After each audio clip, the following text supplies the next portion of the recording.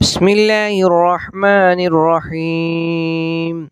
عم يتساءلون عن النبأ العظيم الذي هم فيه مختلفون. كلا سيعلمون ثم كلا سيعلمون. ألم نجعل الأرض مهادا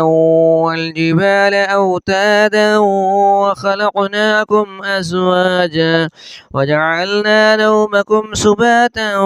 وجعلنا الليل لباسا وجعلنا النهار معاشا وبنينا فوقكم سبعا شدادا وجعلنا سراجا وهاجا وأنزلنا من المعصرات ماء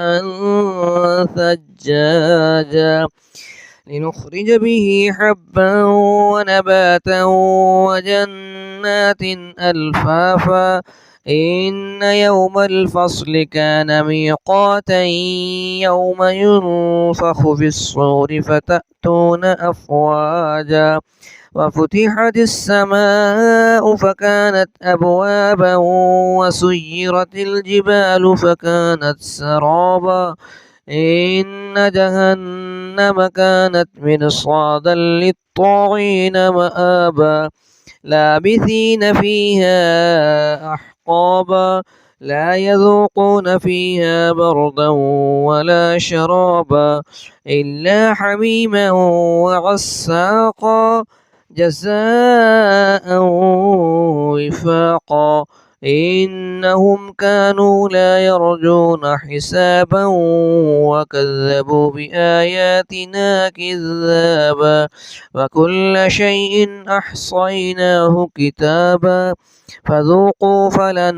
نزيدكم إلا عذابا إن للمتقين مفازا حدائق وأعنابا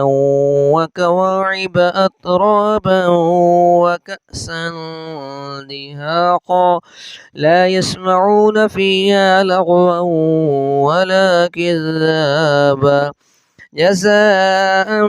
من ربك عطاء حسابا رب السماوات والأرض وما بينهما الرحمن لا يملكون منه خطابا